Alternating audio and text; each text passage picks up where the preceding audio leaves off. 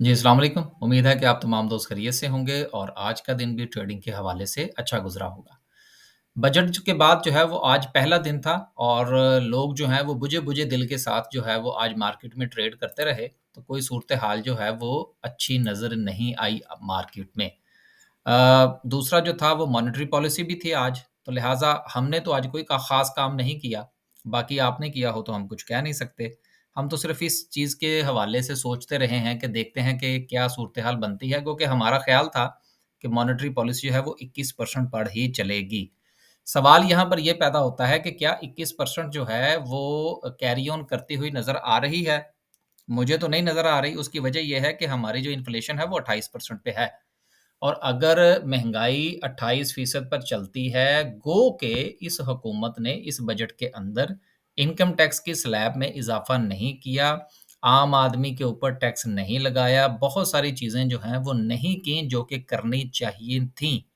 इसके बावजूद भी अगर महँगाई 28% से नीचे नहीं आती, तो गवर्नमेंट का जो मूड है कि 21% पर शरह सूद को लेकर चला जाए, ये ख्वाब उनका शर्मिंदा-ए-ताबीर नहीं होगा और उनको इंटरेस्ट रेट बढ़ाना पड़ेगा, एक बात।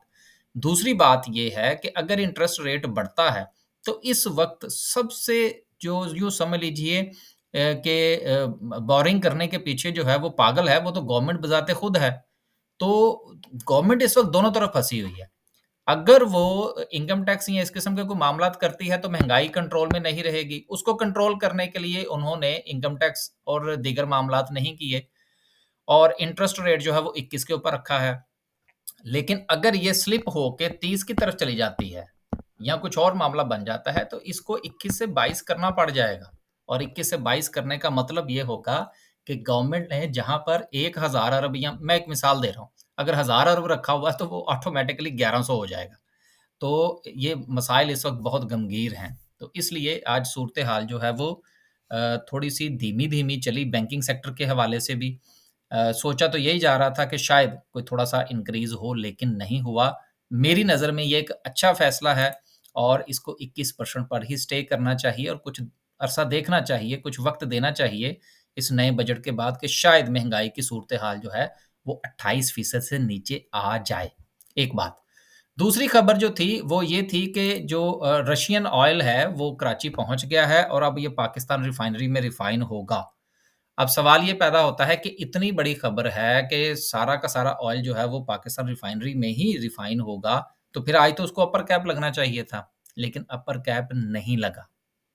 इसकी भी बहुत सारी वजूहात हो सकती हैं, जो कि फ़िलहाल मैं ज़ाती तौर पर समझता हूँ कि इकोनॉमिकली जो सिचुएशन है इस वक़्त पाकिस्तान की, उसमें अगर ये मामलात रेगुलराइज़ नहीं होते, क्योंकि अगर इन्होंने रिफ़ाइनरी सेक्टर को ज़्यादा अपग्रेड किया होता, तो यकीनन आज हमें पाकिस्तान रिफ़ाइनरी जो है वो अपर कैप मिलती। अब उन्होंने बज़ाते खुद अपनी अपग्रेडेशन की हुई है, लेकिन गवर्नमेंट की तरफ से कोई ख़ास जो है, वो रिफ़ाइनरी पॉलिसी में जो इस वक़्त रिफ़ाइनरीज़ लगी हुई हैं, उनको कुछ नहीं दिया गया। तो लिहाज़ा बस वो क्या कहते हैं ना दिन गुज़ारो वाली बात है इस वक़्त। सिर्फ़ 22 पैसे का इज़ाफ़ा जो है वो पाकिस्तान रिफ़ाइनरी में नज़र आ रहा है। हालाँकि जो अगर रेगुलर शिपमेंट्स आती हैं तो ये रिफ़ाइनरी तो दिन दोगुनी रात चौगुनी तरक्की करेगी। तो बहरहाल इस पर नज़र रखनी चाहिए। मौजूदा हालात के अंदर रशियन ऑयल पाकिस्तान की मजबूरी है और अगर ये वो मजबूरी है तो वो रिफ़ाइन होगा पाकिस्तान रिफ़ाइनरी में। लिहाज़ा अगर आपने कोई अच्छी ट्रेड बनानी है और आप जो है वो नज़र रख सकते हैं लेवल्स के ऊपर, तो फिर आपको इसमें ट्रेड करना चाहिए। आगे चलते हैं जी और बात करते हैं सर्किट ब्रेकर की। माशाल्लाह से आज जो है वो 7 कंपनीज़ अपर कैप हैं, जीवीजीएल हो गया, अच्छी बात है, मिलेट ट्रैक्टर भी हो गया। देखिए मिलेट ट्रैक्टर के हवाले से ये राय कायम की जा रही है कि जी ये जो बजट है ये चूँकि किसान प्रो है, तो इसलिए जो है वो इसमें काफ़ी आने वाले दिनों में सूरत-ए-हाल बेहतर हो सकती है। फ़िलहाल मुझे तो बेहतर होती हुई नज़र नहीं आ रही। मिलेट ट्रैक्टर में आप ज़रूर पोज़ीशन बनाइए, जिनके पास है वो इसकी रेजिस्टेंस देखिए कहाँ पर बनती है और वहाँ पर इसमें से एग्ज़िट की तैयारी कीजिए, कम से कम को 10 से 15%। इसको सारा होल्ड करने की ज़रूरत नहीं है। अगर आपके पास 1000 शेयर्स हैं, तो उसको अगले कोई 1-2 दिन में देखिए रेजिस्टेंस कौन-सी है करीबतर, वहाँ पर 10 से 20% परसेंट जो है वो उसमें से एग्ज़िट लीजिए और फिर इंतज़ार कीजिए नीचे मिल जाएगा 500 पे। आगे चलते हैं जी और लोअर कैप की बात करते हैं। लोअर कैप में फ़िलहाल कोई काबिल-ज़िक्र कंपनी नहीं है। मज़ीद है जी वो चलते हैं और देखते हैं कि ग्राफ़िकल व्यू क्या कहता है। आज अगर हम देखें तो ग्राफ़िकल व्यू यहाँ से डिस्कस कर लेते हैं।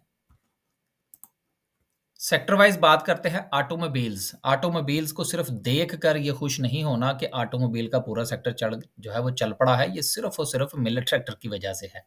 सीमेंट सेक्टर जो है वो आज चला पॉज़िटिव है सारा, इसके हवाले से बात हो चुकी कि मैंने पिछले दिनों ज़िक्र कर दिया था कि देखिए जब ये सड़कें-सड़कें बनेंगी, जब ये वो जो तरक्कियाती बजट इश्यू हुआ है तो वो कहाँ जाना है? वो इधर ही लगेगा।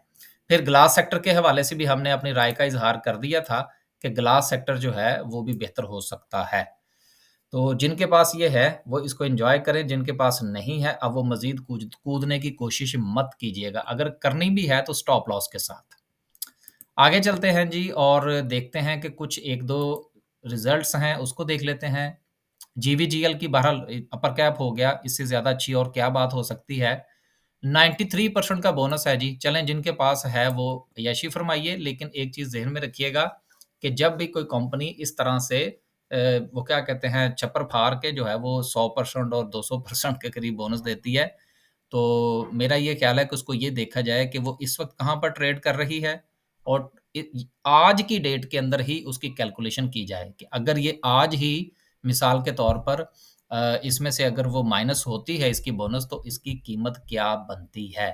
तो दरमियान का जो डिफ़रेंस है, चलिए मैं थोड़ा-सा समझा ही देता हूँ। मिसाल के तौर पर एक शेयर है, वो इस वक़्त ट्रेड हो रहा है ₹10 के ऊपर।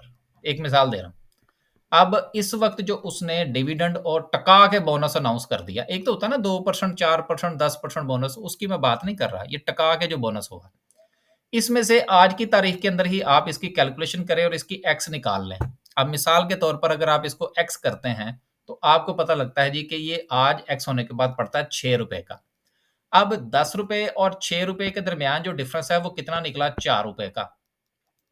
इसको आप इसकी प्रेज़ेंट प्राइस के अंदर आप शामिल कर लें तो ये बनी ₹14। ठीक है जी। अब जब ये शेयर ₹14 पर जाए तो मैं ज़ाती तौर पर ये समझता हूँ कि आपको 25 से 50% जो है वो इसमें से एग्ज़िट ले लेना चाहिए। मेरी पॉलिसी गलत भी हो सकती है, मेरी जो है वो राय गलत भी हो सकती है, लेकिन मैं समझता हूँ कि हमें इस तरह से ट्रेड करना चाहिए, ताकि यहाँ का जो आपने गेन है वो भी आपने ले लिया कैपिटल जो है वो गेन की सूरत में और जब आपको कैपिटल गेन हो गया, तो then you have to wait और देन फिर आप इसके एक्स होने का इंतज़ार करें।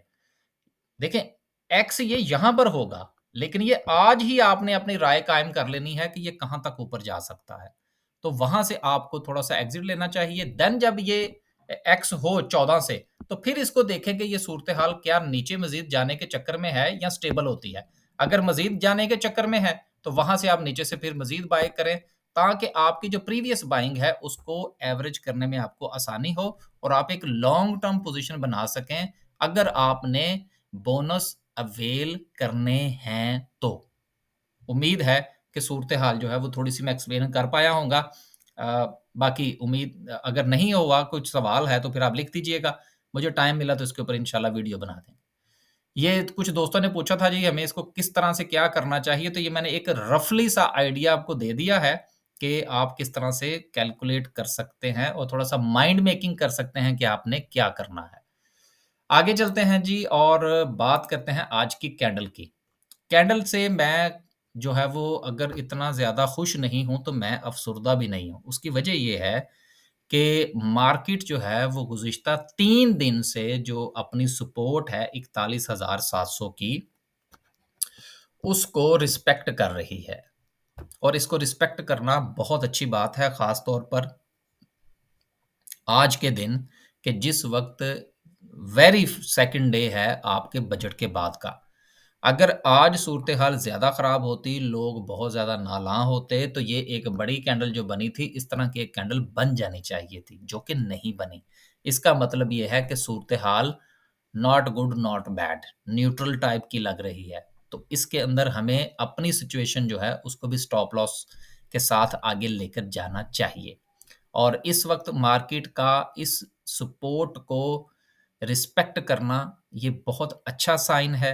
देयर इज़ अ चांसेस कि आने वाले 1 से 2 सेशन जो है वो थोड़ा-सा मज़ीद कुछ लोग जो है वो कैलकुलेशन में पड़े रहेंगे, जिस तरह मैं पड़ा हुआ था, ज़्यादा से ज़्यादा जो है वो इन्फॉर्मेशन लेने की कोशिश कर रहे हैं कि किस पर क्या टैक्स लगा, कितने परसेंट लगा, ऐसा है भी या नहीं है। तो ये सारी की सारी तफ़सीलात जब 1 से 2 दिन में मुकम्मल हो जाएँगी, तो then there is a chances कि मार्केट जो है वो इंशाल्लाह अपनी कोई रैली बनाएगी। लेकिन 3 दिन से मार्केट के इस सपोर्ट को रिस्पेक्ट करने का मतलब कतई ये नहीं है कि आप मार्केट में पूरे जो है वो क्या कहते हैं जोशो-जज़्बे के साथ ट्रेड करनी शुरू कर दें। नहीं, ऐसा नहीं है। हालात अच्छे नहीं हैं। आपने जो भी ट्रेड करनी है वो स्टॉप लॉस के साथ करनी है। बस जी, आज के लिए सिर्फ़ इतना ही। खुश रहें, आबाद रहें और कमेंट-शमेंट करते रहते हैं आप लोग। मैं उनसे थोड़ी-सी माज़रत ये चाहता हूँ कि मैं कोशिश करता हूँ कि सारे कमेंट्स पढूँ। जिसके आगे वो मैं ये रेड कलर का डॉट लगा देता हूँ, इसका मतलब होता है कि मैंने वो आपका जो फीडबैक है वो मैंने पढ़ लिया है और कोशिश करता हूँ कि जिस तरह से ये आज मैंने ये जो कैलकुलेशन थी इसके ऊपर आज मैंने बात की है, तो मैं आहिस्ता-आहिस्ता आपके जो सवालात हैं या जो फीडबैक है उसको वीडियो में शामिल करता रहूँ। बस जी, अल्लाह हाफ़िज़।